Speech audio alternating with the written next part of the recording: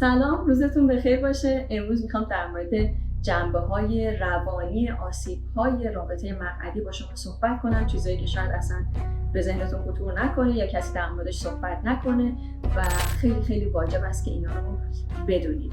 ما اگر مسائل قانونی رو کنار بذاریم، اگر مسائل مذهبی رو کنار بذاریم و بخوایم خیلی جهان شمول صحبت کنیم با اطلاعاتی که دیتاهای علمی که روانشناسا و یا سکس تراپا دارن در موردش صحبت میکنن، میرسیم به آسیب‌هایی که نه تنها فیزیکی هست بلکه روانی هست و در رابطه مقعدی بسیار تاثیرگذاره روی فردی که این رابطه باش برقرار میشه یا حتی ویژگی‌های روانی که اون فردی که اصرار داره این رابطه رو برقرار کنه داره و لازمه که خودش رو بشناسه یا شما لازمه که اون فرد رو بشناسید. و خیلی وقتها این آسیب‌های روانی خیلی مهمتر و تاثیرگذارتر هست در زندگی شما و در آینده شما و در رابطه شما تا آسیب‌های فیزیکی که همه در موردش صحبت می‌کنن. میدونی وقتی از یه خانم تقاضا میشه که رابطه جنسی مقعدی برقرار کنه، اون خانم چه احساسی بهش دست میده؟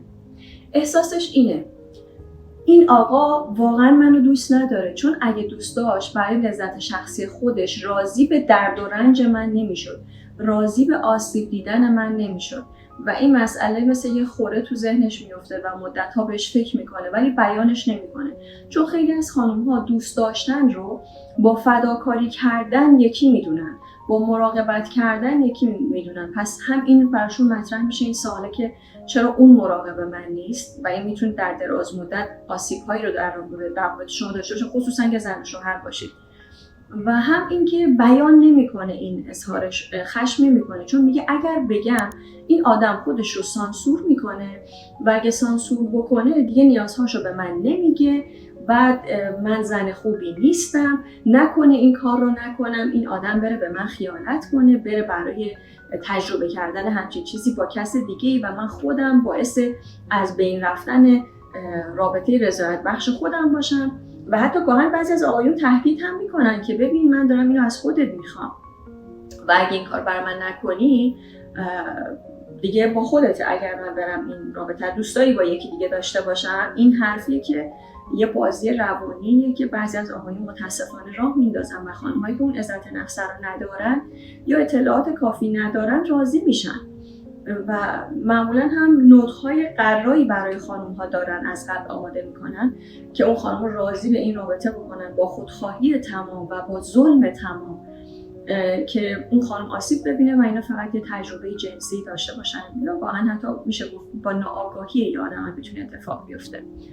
اون خانم احساس میکنه که این من باید خودم رو فدا کنم برای خوشحالی یا برای سلامت رابطه‌ام یا واسه تعهد همسرم یا پارتنرم و ممکنه خودش رو قانع کنه. اون خانوم برای اینکه شما احساس لذت بکنید، برای اینکه کم نیاره جلوی اون فیلم‌های پورنی که شما دیدید یا بهش نشون دادید، حتی در این حال که داره به شدت رنج میکشه، دردی در حد بیهوش شدن داره، لبخند میزنه یا اکت‌ها و نمایش‌هایی داره مثل اون بازیگر فیلم پورن که داره لذت میبره و اوکی هست، که آقایون واقعا نمیتونن تشخیص بدن که این خانم الان ارضا شده یا نه، این خانم الان لذت میبره یا نه، یا نقش هست ولی خود خانم ها این رو میدونن که دارن بسیار زجر میبرن و فقط این نمایش رو میدن برای اینکه زن خوبی باشن، برای اینکه پارتنر خوبی باشن، به خاطر اینکه وظیفه‌شون رو درست انجام داده باشن و این خیلی ظالمانه است. در این حال این خانم احساس میکنه که من برای این آدم کمم و اگر که نمیتونم این رابطه رو برقرار کنم دارم یه چیزی برای این رابطه کم میذارم. گاهن حتی خانم‌ها دچار یه نشخوار ذهنی میشن. نشخوار ذهنی یعنی فکری که مرتباً تکرار میشه و نمیتونن از این چرخه بیان بیرون، صبح تا شب ذهنشون رو درگیر میکنه. دچار یه نشخوار ذهنی میشن که انگار من کافی نیستم برای پارتنرم، برای همسرم، انگار که رابطه نرمال ازواجن برای این آدم کافی نیست. آیا این آدم تنوع طلبه؟ آیا من واژنم مشکلی داره بهش لذت نمیده؟ آیا من اعتقادات عجیب غریبی دارم؟ آیا من آدم امولی هستم؟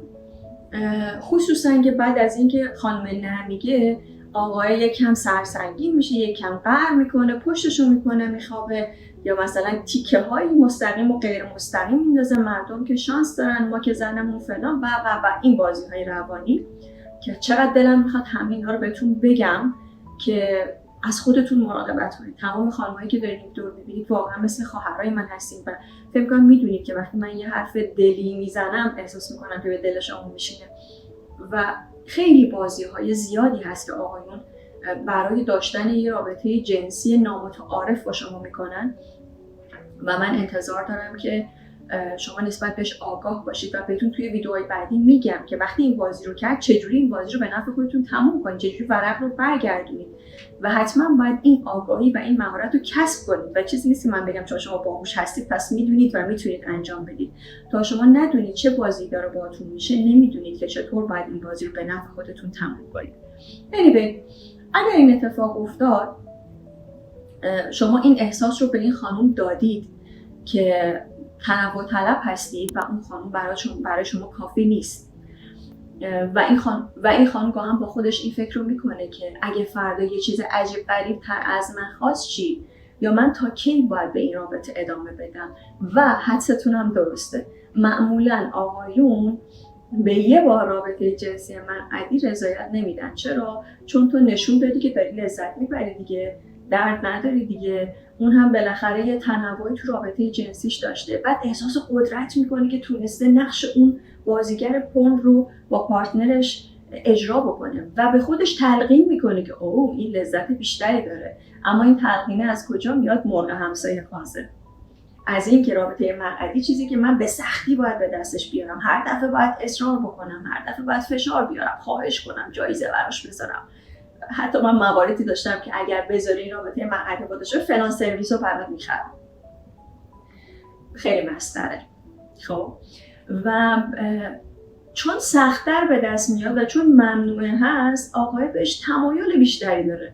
مثل بعضی از آقایونی که اصلا همچون دنبال خانمایی هستن که متأهلن، مثل آقایونی که وقتی زود بهشون پا میدی راه میدی زودم ازت میگذره و وقتی سخت به دستت میاره بیشتر ارزش اون رابطه رو میدونه و بیشتر توی اون رابطه میمونه. از عملا اتفاقی که میفته اینه که اون آقا به خودش تلقین میکنه که من بیشتر لذت بردم چون راه سختری رو رفتم برای رسیدن بهش و بیشتر و بیشتر هم این رابطه رو میخواد. و تلقین نقش بسیار مهمی در روابط جنسی داره، بسیار زیاد.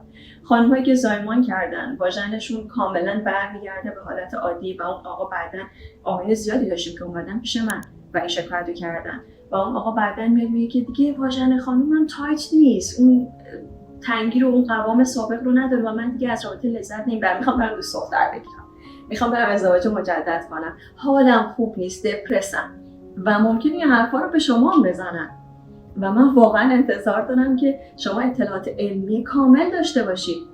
در رابطه جنسی شما هیچ تغییری ایجاد نمیشه در کیفیتش بعد از زایمان، مگر اینکه شما زایمان نامتعارف و عجیب غریبی داشته باشید. دکتر زنانی که شما رو جراحی میکنه یا معاینه میکنه به شما بگه که بله این خاصیت ارتجاعی واژن شما در یه حالت استثناء از بین رفته که اون هم با لیزر، با دوختن، با 1001 کار برمیگرده به حالت اولش برگردیدید، باز هنوز آقای داره شکایت میکنه، این فقط تلقین خودشه و اصلا لطفاً پا ندید به این قضیه، لطفاً تاییدش نکنید و در هیچ شرایطی نپذیرید. من دارم به عنوان یه سکستر، به عنوان یه روانشناس اینو به شما میگم و انتظار دارم که شما برای حقوق خودتون بجنگید، برای حرف خودتون ارزش قائل بشید. هر کسی هر چیزی گفت سریع نپذیرید. با 2 تا منبع فیکی که به شما معرفی میکنن، با 2 تا ارجاع حرف عمه خاله و رفیق و گروه نمیدونم چی و تلگرام و این داستان ها، شما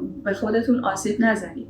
اونقدر که آسیب‌های روحی در این مسائل، مثلا در فانتزی‌های جنسی آسیب زننده هست و وایراله، برای همه داره اتفاق میفته، واقعا آسیب‌های جنسیش اونقدر نیست، ولی اون چیزی که دیده میشه همیشه اون چیزی که فیزیکی هست برای آدم‌ها مهمتره و نمیدونن دارن با روان خودشون چی کار میکنن، چقدر به خودشون با این رابطه منعدی احساس بی‌ارزشی میدن.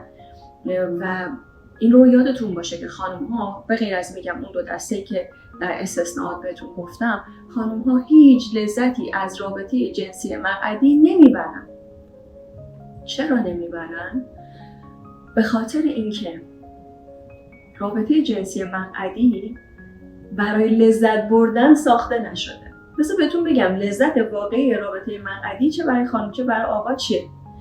آیا شده بغیر از بعد روانی که بهتون گفتم اون احساس قدرت فرد دخول کننده رو داره براش برمقام میاره، آیا وقتی شما میرید و دفع میکنید، میرید توالت، میرید سرویس بهداشتی و مدفوع رو دفع میکنید، لذت دارید یا لذت ندارید؟ لذت میبرید یا نه؟